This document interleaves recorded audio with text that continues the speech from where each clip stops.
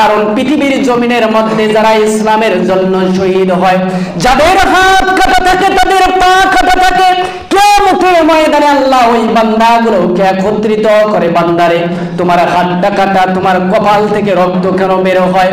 এমন সময় ব্যক্তিগুলো তাদের হাতটা আর এক হাতের মধ্যে নিয়ে বলবে, আল্লাহ তোমার পথে যুদ্ধ করার জন্য হাত হারিয়েছি।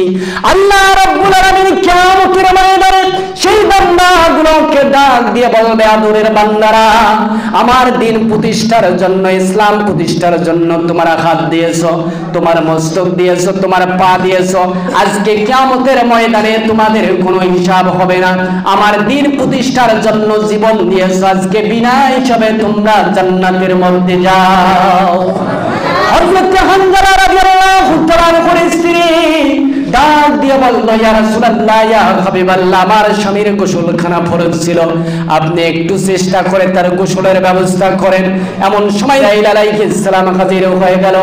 জিবরাইল আলাইহিস সালাম আল্লাহর রাসূলের কানে কানে জানিয়ে দিল, ইয়া রাসূলুল্লাহ, ইয়া হাবিবাল্লাহ, হানজালার স্ত্রী এসেছে তার স্বামীর গোসল দেওয়ার জন্য।